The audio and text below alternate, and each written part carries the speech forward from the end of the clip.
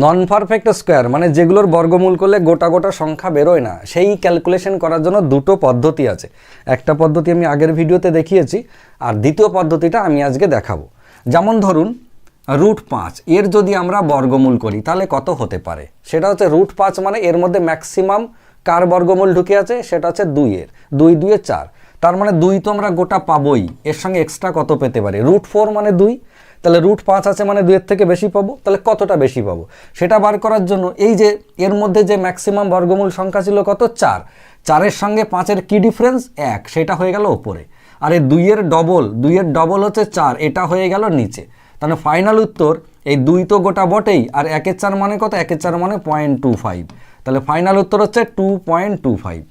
যদি বুঝে যান খুব ভালো কথা। আমি আরও একটা বলছি যাদের একটু বুঝতে সমস্যা হলো, মনে করুন √10, তাহলে √10 ম্যাক্সিমাম কতর স্কোয়ার ঢুকে আছে এর মধ্যে, সেটা হচ্ছে 3-এর, 3 3 9, তার মানে 3 তো গোটা পাবোই, এক্সট্রা কত পাবো, এক্সট্রা হচ্ছে এই যে 10 আর এই যে বর্গমূল সংখ্যা বললাম ম্যাক্সিমাম ঢুকে আছে 9, 10 আর 9 ডিফারেন্স কত 1, সেইটা হয়ে গেল ওপরে।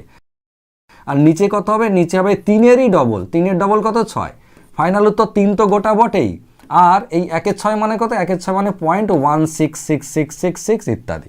দুটো ঘর যদি নিই তাহলে আমার দাঁড়ালো এইটা।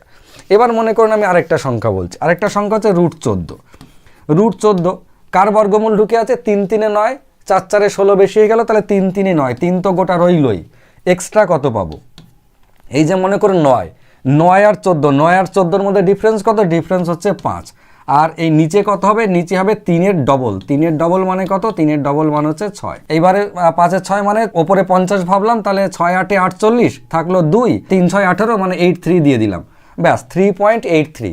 এবার যদি আপনি ক্যালকুলেটারে করেন তাহলে দেখবেন মোটামুটি 99% এর কাছাকাছি একটা ভ্যালু, হয় এর থেকে সামান্য কম নাহলে সামান্য বেশি। যদি বুঝে গিয়ে থাকেন খুব ভালো কথা। আপনার জন্য একটা হোম টাস্ক দিলাম, সেটা হচ্ছে √40, √40-এর বর্গমূল করলে কত হবে এটা আপনারা কমেন্ট বক্সে জানাবেন।